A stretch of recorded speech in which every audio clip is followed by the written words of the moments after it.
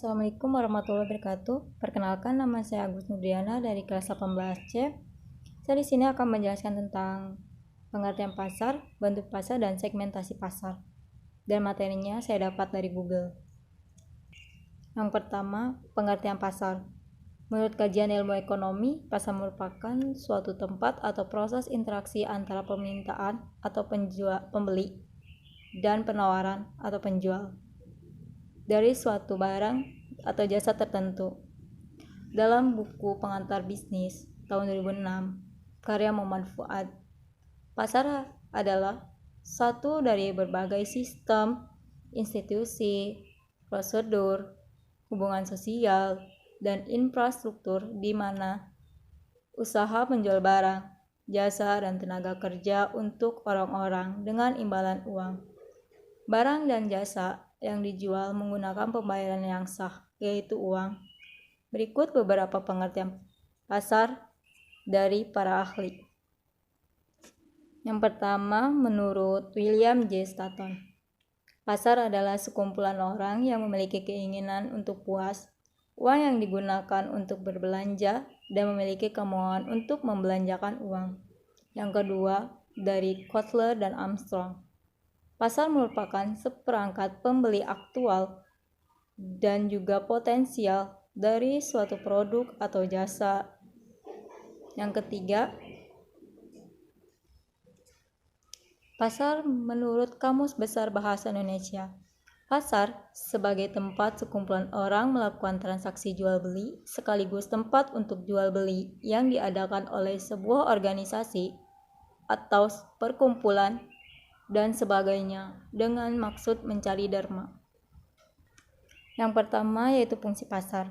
Pasar tidak hanya sebagai tempat untuk pelayanan jual beli saja, melainkan ada beberapa fungsi lainnya, yaitu dari segi ekonomi, tempat transaksi antara produsen dan konsumen yang merupakan komoditas untuk mewadahi kebutuhan sebagai demand dan supply.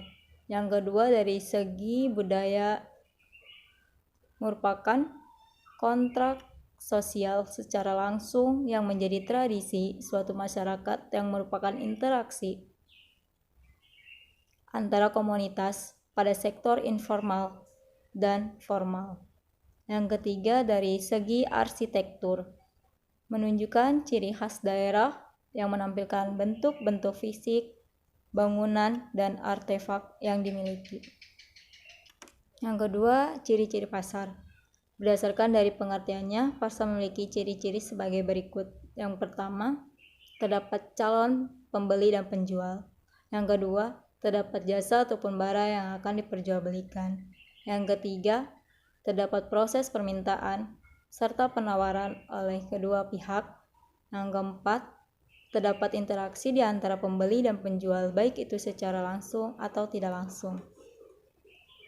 Yang ketiga, jenis pasar. Pasar memiliki 7 jenis dasar, yaitu yang pertama, pasar menurut bentuk kegiatan. Dalam pasar ini dibedakan menjadi dua, yakni pasar nyata, contohnya swalayan dan pasar tradisional.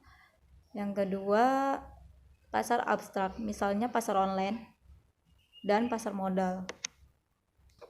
Yang kedua, pasar menurut transaksi. Pasar ini bedakan menjadi dua, yaitu pasar tradisional, pasar yang bersifat tradisional di mana para pembeli dan penjual dapat saling tawar-menawar secara langsung. Berbagai jenis barang diperjualbelikan adalah barang kebutuhan pokok sehari-hari. Yang kedua, pasar modern. Pasar yang bersifat modern di mana terdapat berbagai macam barang diperjualbelikan dengan harga yang sudah pas dan dengan layanan sendiri. Biasanya pasar modern ada di mal atau tempat yang sangat luas lainnya. Dalam pasar modern, transaksi dilakukan secara tidak langsung, di mana pembeli melihat label harga kemudian langsung dibayar sesuai dengan label yang tercantum. Yang ketiga, pasar menurut jenis barang. Yang keempat, pasar menurut waktu. Yang kelima, pasar menurut keleluasan distribusi. Yang keenam, pasar menurut jenis dagangan. Terbagi menjadi 3, yaitu pasar umum dan pasar tempel. Yang ketujuh, pasar menurut bentuk serta struktur. Jenis pasar ini terbagi menjadi dua, yaitu yang pertama, pasar pesaing sempurna. Pasar ini juga disebut pasar pesaing murni, yaitu pasar di mana terdapat banyak pembeli dan penjual, serta mereka sudah mengetahui keadaan pasar. Yang kedua, pasar pesaing tidak sempurna. Pasar yang terdiri dari sedikit penjual, serta banyak pembeli. Pasar ini, para penjual dapat menentukan harga barang yang diperjualbelikan memiliki jenis yang berbeda, atau berbagai jenis barang. Bentuk pasar dalam pesaing tidak sempurna terdiri dari pasar monopoli, pasar monopolistik, dan pasar oligopoli. Yang kedua yaitu segmentasi pasar. Pengertian segmentasi pemasaran yang lainnya adalah mempersatukan seluruh konsumen yang tertarget secara luas menjadi lebih heterogen. Tujuannya tidak lain untuk meningkatkan efektivitas pemasaran sekaligus pemanfaatan sumber daya produksi. Syarat segmentasi pasar: yang pertama, segmentasi harus bisa diukur. Yang kedua, segmentasi pasar logis dan bisa dijalankan. Yang ketiga, harus ada target segmentasi yang ingin dicapai. Yang keempat, pasar lebih heterogen dan target luas. Manfaat segmentasi pasar: yang pertama, gagasan pemasaran lebih jelas. Yang kedua, lebih mudah mengatur produk. Yang ketiga, menemukan perbandingan antar pasar. Prosedur segmentasi pasar. Yang pertama, survei stage. Pertama adalah melakukan eksplorasi yang dikenal dengan istilah survei stage. Bentuk surveinya ditentukan perusahaan sendiri, baik dengan cara melakukan wawancara, tebar angket, maupun meminta saran dan minat masyarakat. Yang kedua, analisis stage. Jika perusahaan sudah memiliki data-data awal terkait konsumen, maka informasi tersebut harus dianalisis terlebih dahulu, yang dikenal dengan istilah analisis stage. Yang ketiga, profiling stage. Profiling stage adalah prosedur segmentasi pasar yang mana perusahaan mulai mengidentifikasi beberapa kelompok konsumen. Patokannya adalah data survei di awal ditambah data-data hasil analisis konsumen.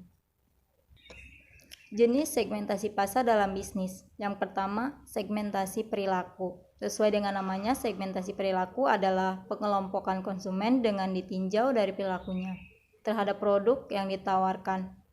Yang termasuk ukuran di dalamnya adalah pengetahuan, loyalitas, idealisme, serta respon konsumen. Yang kedua, segmentasi psikografis. Segmentasi psikografis maksudnya adalah mengelompokkan konsumen atas dasar kesukaan dan ketertarikan mereka pada produk tertentu. Bisa juga diarahkan pada konsumen yang menekuni suatu profesi dan hobi yang khusus. Yang ketiga, segmentasi demografis. Segmentasi demografis adalah pengelompokan konsumen atas dasar keumuman seperti usia, gender, pendidikan, pendapatan, dan selainnya. Sekalipun kesannya mudah, tetapi segmentasi semacam ini membutuhkan kejelian karena faktor keumuman konsumen lebih luas dan perlu analisis yang lebih cermat untuk menentukan kelompok pasar yang tepat. Yang keempat, segmentasi geografis. Segmentasi geografis adalah penentuan kelompok pemasaran dengan berdasar pada tempat tinggal konsumen. Ini terkait dengan kedaerahan seperti desa, kota, provinsi, dan kepulauan. Cukup sekian penjelasan dari saya. Mohon maaf bila ada kekurangan. Saya ucapkan terima kasih. Wassalamualaikum warahmatullahi wabarakatuh.